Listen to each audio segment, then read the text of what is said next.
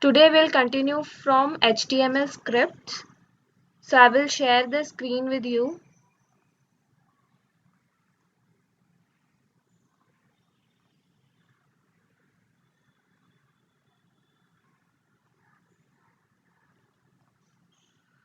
Here, what we had learned, what are scripts, what is VB script, what is IIS, web client scripting, web server scripting, what is active scripting. All this we have studied.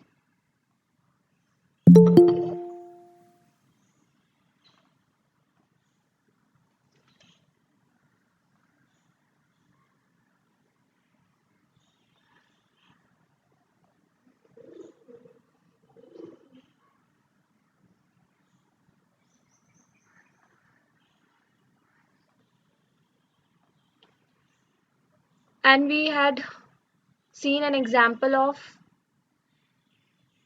script tag, type attribute of the script tag, language attribute of the script tag, no script tag. We had discussed no script tag, and we were doing the script tag in detail. So what we had discussed, beginning and ending script tags surround the code. The language attribute indicates the scripting language. Of course, either you can use language attribute or type attribute. Within the script tag, language attribute is used to specify which type of scripting language we are going to use. So you must specify the language because browsers can use other scripting languages. Note this function, this example which is given here is not working. So I had given you another example. Here this code within the script tag, as you can see, this code within the script tag is in comments. The reason for this is why it is in comments, because this prevents browsers that don't understand the script tag from displaying the code. The browsers which do not understand the script tag, they might display this entire code in the HTML document. So to prevent that, we use comments tag. You can use script blocks anywhere in an HTML page. You can put them in both the body and head sections. We have seen the example of script tag used in body tag.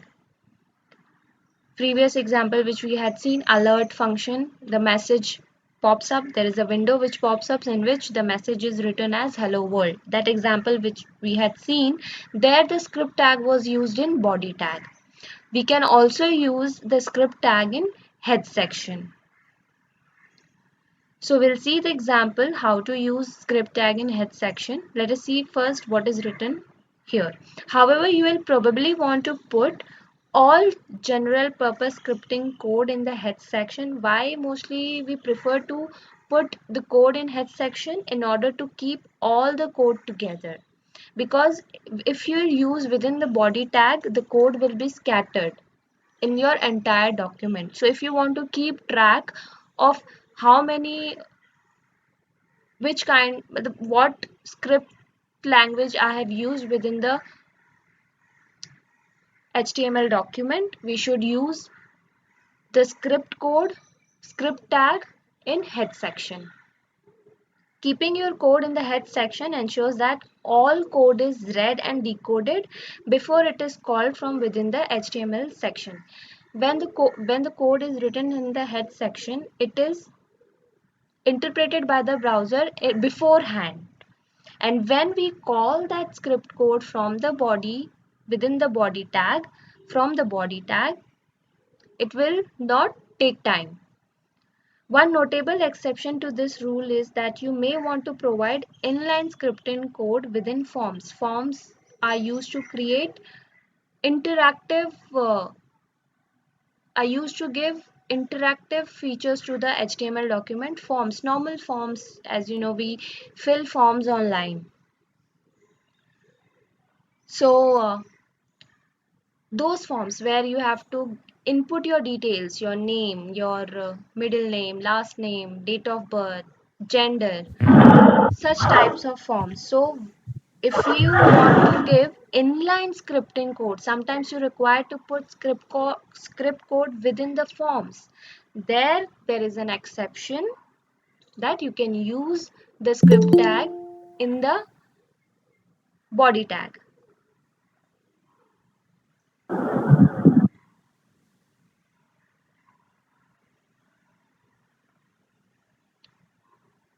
So Ma'am, do the big companies use HTML to make their forms for online forms like the entrance exam ones and all? sorry, again, can you repeat? Do the entrance exam people who make us fill the forms are use the same technique of HTML Yeah, actually, or they? the the codes which we are learning now are only basics. You'll have to use cascading style sheet. There is a technology known as cascading style sheet through which we can make our HTML document more attractive and more interactive. So this which we are learning is basics, and yeah, basics are always used while developing a web page. HTML basic tags are always used while developing a web page. Okay. Okay.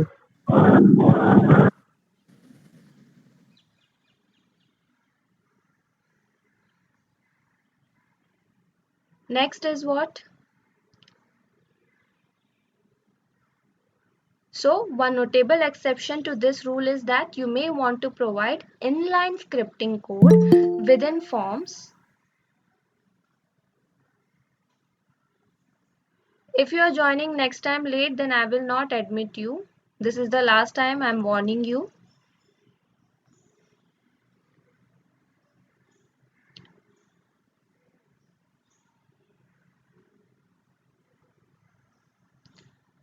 So here the example is given to us. We can embed scripting code within the body tag. As you can see, here's the body tag, and script tag is used within the body tag. So this is inline scripting because the script tag is used in body tag. So let us understand this example which is given in here in the textbook.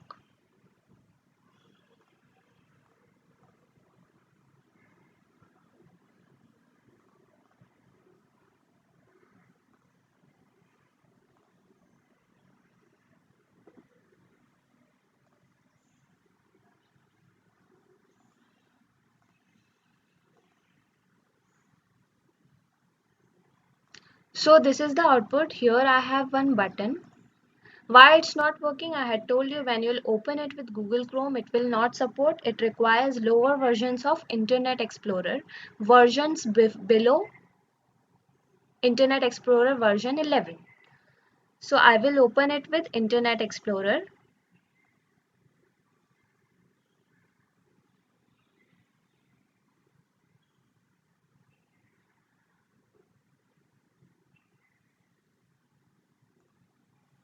Allow block contents. You have to go into settings, developer tools,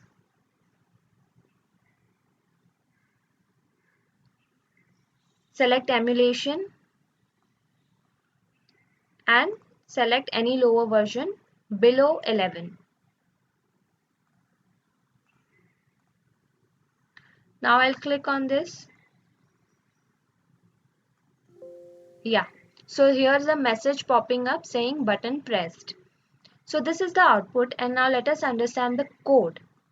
Here is a body tag within which I have used form tag, and this is the name property of the form. I hope you know name property is used to uniquely identify the form. So form 1. Input type. Input tag is used to insert some button in the HTML document, and to specify which type of button we will use type attribute, and the value of the type attribute will be button. Name is the property which will uniquely identify this button, and the value which I want my button should have. As we can see the output, the value of this button is click. So if I want to give whatever value I choose to give to my button, I can use value attribute in the input tag, and specify the value which you want to give. And after this, we have used script tag. Script tag. This script tag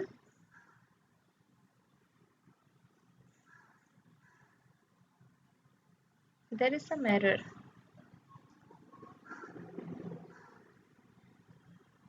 Okay, this is for attribute which determines that this scripting is for button 1. This uniquely determines the button. I'm talking about this button. This uniquely identifies the button. So which particular I want to relate this script tag to. For that, I will use for tag is equal to button 1. And here is the event attribute of script tag. Event, if you remember, event is when you perform some action. When I click on a button, that is click event. Some action should happen after clicking on the button. So event is equal to on click event. So this thing, whatever I am going to specify within this script tag, whatever action I am specifying within the script tag should happen when I click on the button whose value is click. And of course, we'll have to specify the language which we are going to use for the scripting. Here it is VB script. This is the message box. This message box is a Windows function, inbuilt Windows function, which will pop up a new window and the message which we want to show when the message box pops up. So when I click on the button, a new window should pop up, a message box should pop up, and it should say button pressed. So this is what had happened. Sorry, we have to open it with Internet Explorer. So this is the output.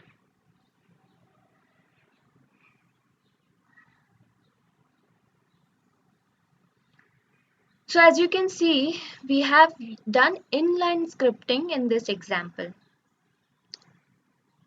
because I had to give scripting to the button which is in the form, which is in the form tag.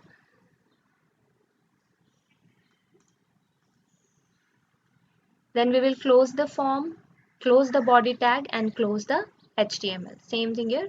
Close the script tag, close the form tag, close the body tag, close the HTML tag. Most of your code will appear in either sub or function procedure. I'll tell you what it is. Here we have not used any function, but I'll show you the example where we use sub. Yeah, we have seen the previous lecture when we had seen an example of script tag in the body tag. There we had used sub function. I'll show you that code once more.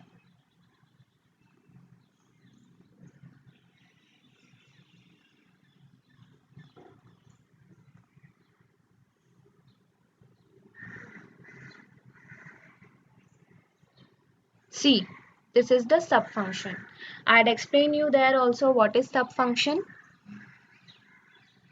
Here I'm creating a function. I'm creating a function for button hello. Button hello is the name property of a button which uniquely identifies this particular button. Underscore on click event. Underscore on click event.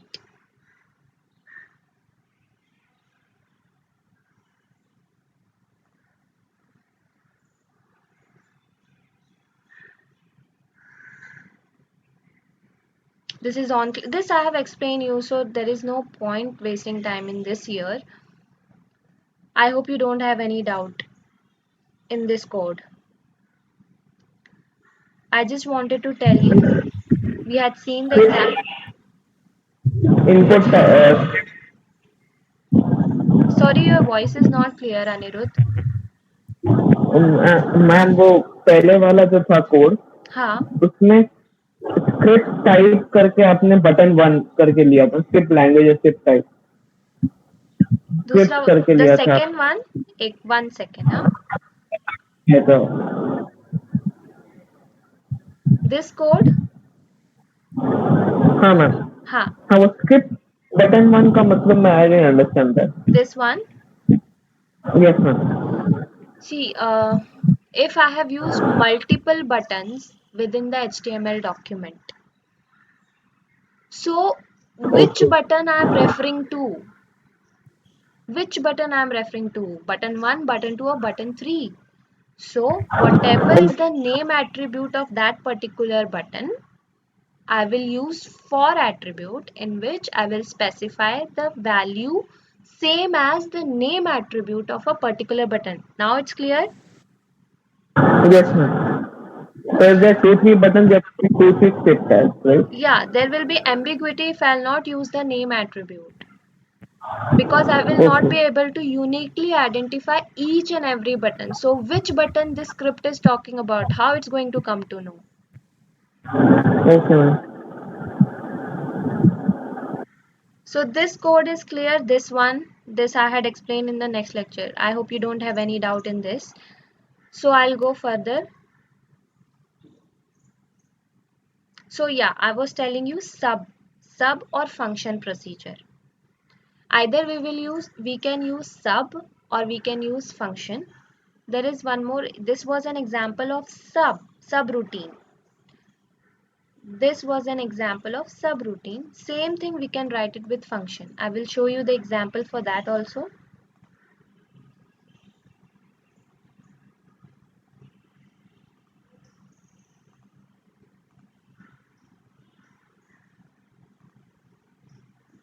See, here I have used function, but if you are using function, you'll have to specify this parenthesis, brackets. Always parenthesis determines a function, even in C++. When a keyword is followed by parenthesis, that means it's a function. And we have to specify end function. So most of your code will appear in either sub or function procedures and will be called only when specified by your code. However, you can write VB script code outside procedures but still within a script block. Like we had seen here, I had not used the function. Had I? No, I had not used. This code is executed only once when the HTML page loads. Of course, when your HTML loads, it will execute only once. This allows you to initialize data or dynamically change. I had explained you the meaning of dynamic in the previous lecture, which changes, and static, which is constant, which is stagnant.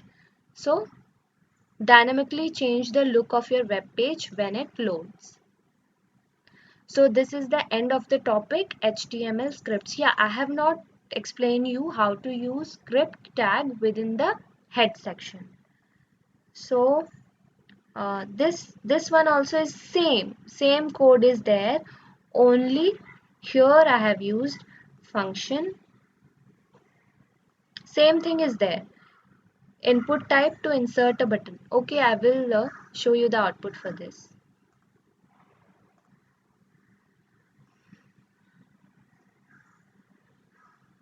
This I had shown you output also and I had explained in the previous lecture, so I am not explaining it again.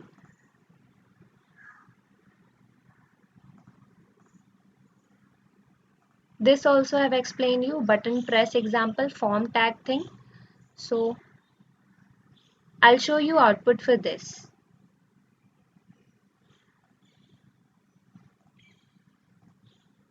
Same output will be same. The only change is there in the code. Instead of sub, we have used function.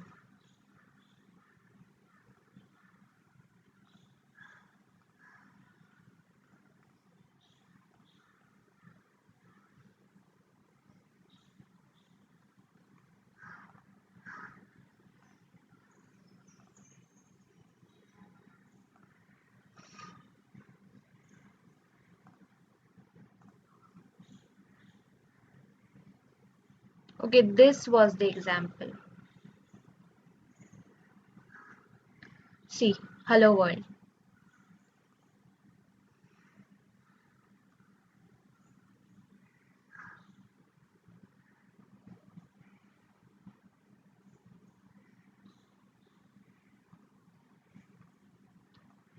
Now we'll see the example of head section, how we can use script in the head section.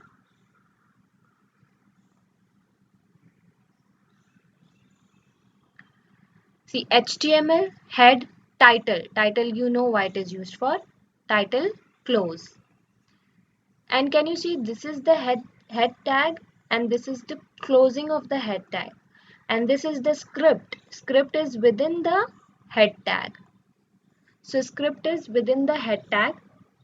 Script tag is within the head tag, and within the script tag we have used the attribute language to specify which kind of scripting language I'm going to use. So here it is VB script. I've specified that I'm going to use VB script, and here is the subroutine. Same code will be same, only the change is you will write the code in this head section. btn hello, which uniquely, from where this btn hello coming? It is coming from here. Here in the web page I have a button. So to create a button I'll have to use input tag.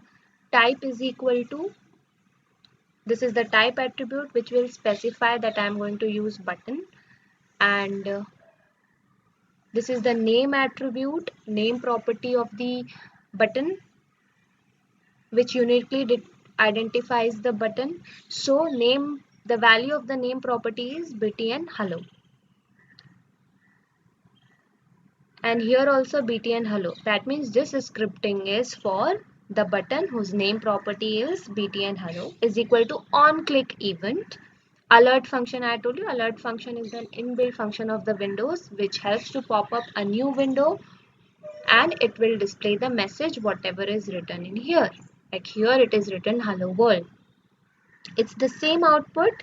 It will be the same output we just now saw, but the code is used in the head section. Okay.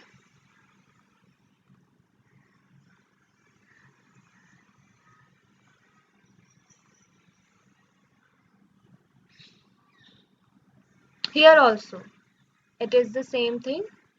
The script tag is used within the head section and code is within the head section. Okay.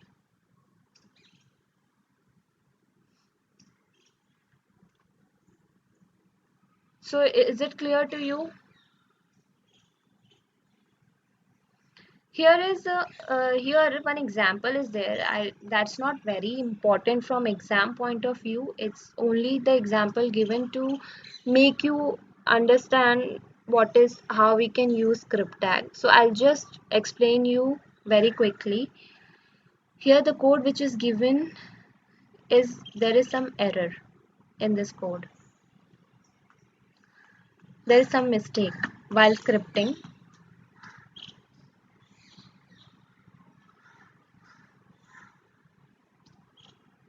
I have the same example with me.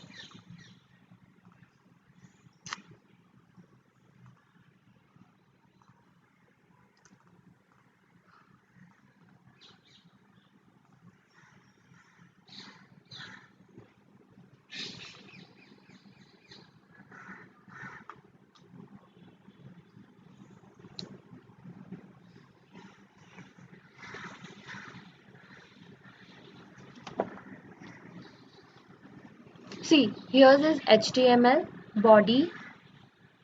This is the paragraph tag. Within the body tag, we have used the paragraph tag. In P, there is an ID attribute which again uniquely identifies the particular element, to a particular HTML element. So this is this paragraph, some specific paragraph it is talking about, whose ID is equal to 1.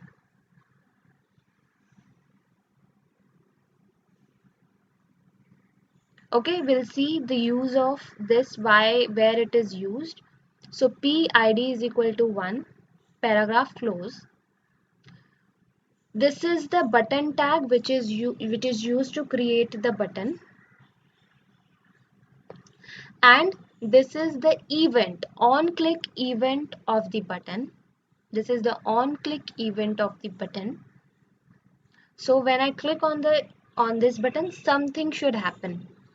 So when I click on this button, what should happen is random function will be called. Random function will be called. Here, can you see? Here's the random function. Here's the random function. And the value of the button will be random button close. First, I will show you the output for this.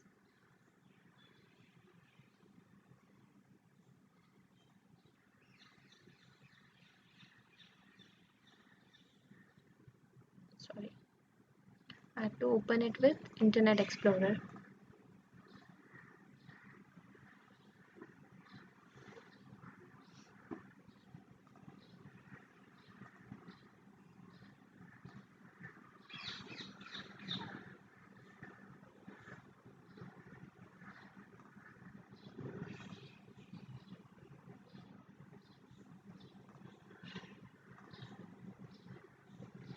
So when I click on this button, some random numbers will be generated from 0 to 9. Any random number.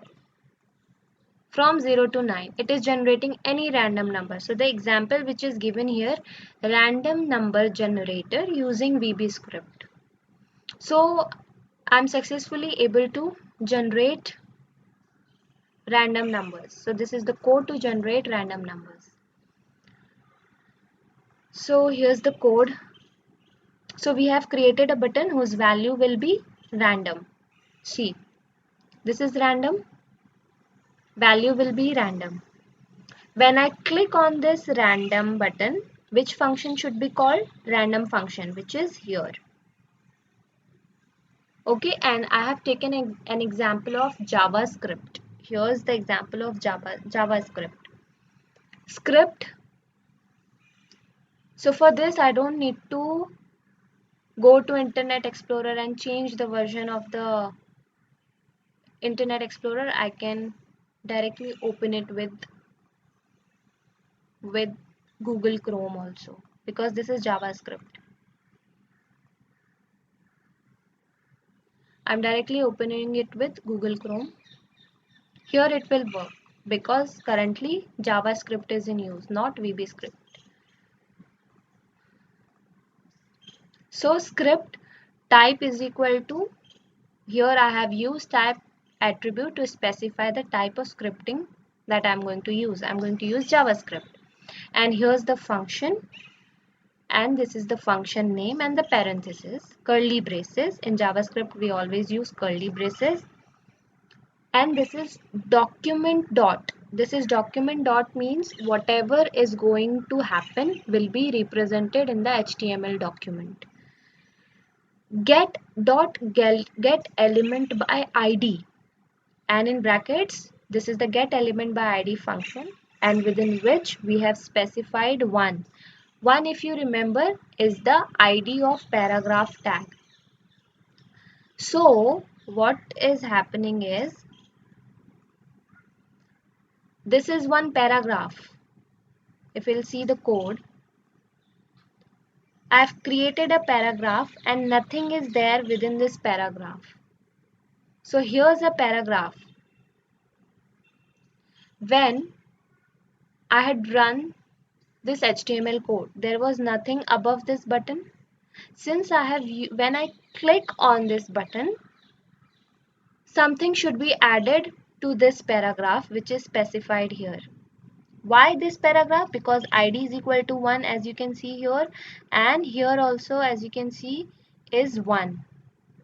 That means it is uniquely identifying this paragraph. If I would have used multiple paragraph in this HTML document, this ID attribute helps us to uniquely identify the HTML element with paragraph. Okay. So get element by ID dot inner HTML This inner HTML is used to insert content to a specified ID of the element. This is used to insert the specified ID of the element.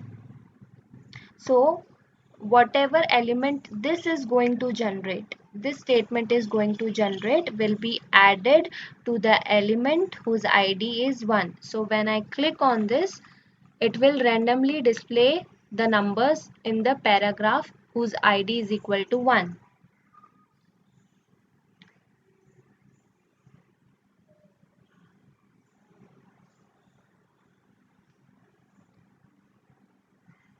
Now, which is equal to maths.floor.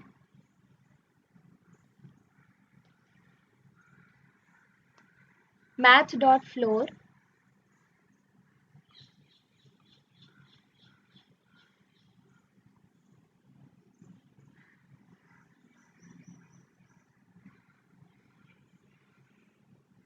just give me 1 minute.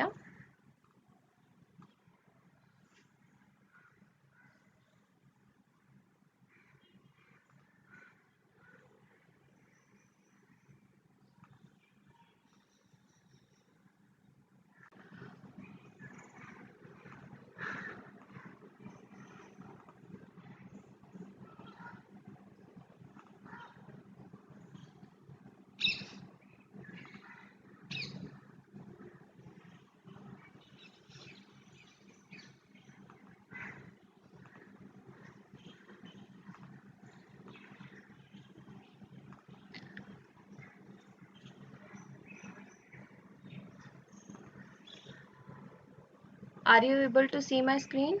Okay. So here maths.random is an inbuilt function which generates number between 0 and 1. Numbers between 0 and 1. 0 and 1. That is numbers in decimals. 0 0.2, 0 0.3, 0 0.22. This is an inbuilt function maths.random which generates number between 0 and 1.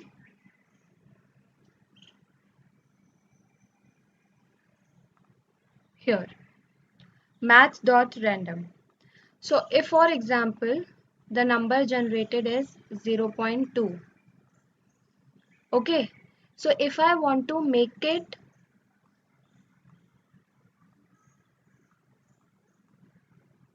when I multiply this number with 10, what will be the output? What will be the answer? 2, or you can say 2.0. Yes. Yeah, so this function generates a random math number between 0 and 1 and we multiply it with 10.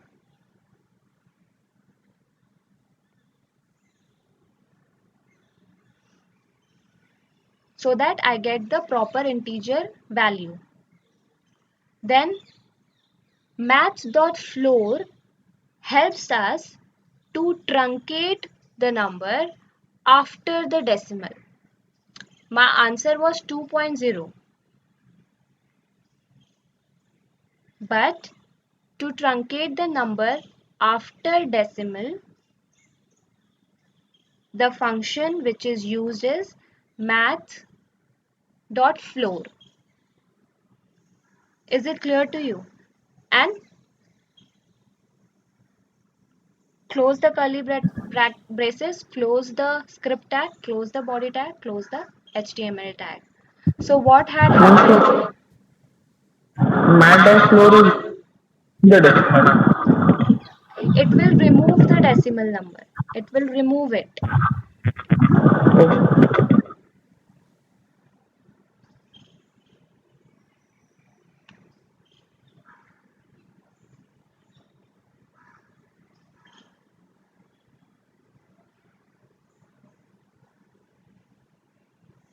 So if the decimal number would have been, just as an example, 0.22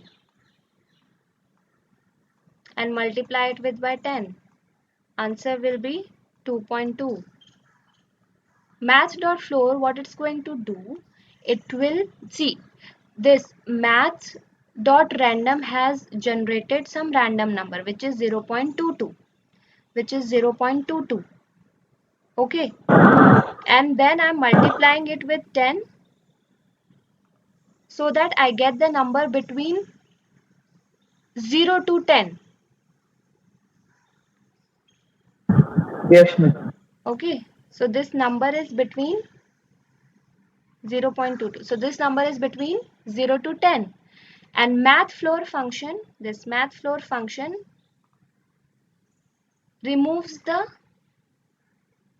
numbers after decimal. So the number which I will get is 2. That's why I'm getting the random numbers here, not in decimals. I'm getting it in integers. Okay. Yes. Yes.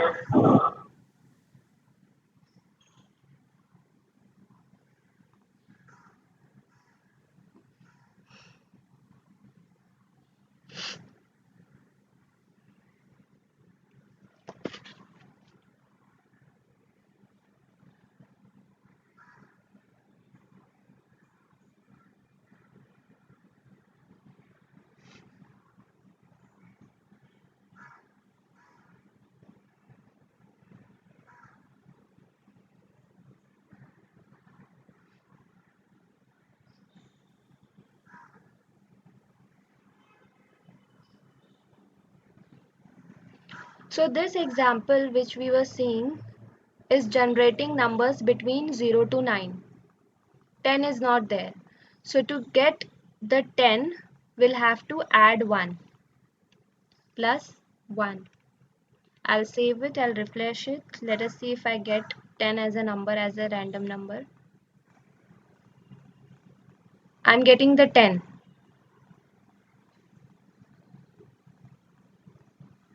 Here it is 10. But if I had not used plus 1, it will generate the number from 0 to 9. So if I want from 0 to 10, it should have plus 1. So if you'll relate this code with this code, it is somewhat same. See, my val is equal to int 100 into random number. It's not 100 actually, it is 10. I have told you, there is some mistake in this program. Even if you'll write the code, you'll not get the output. So the example here is about random number generation.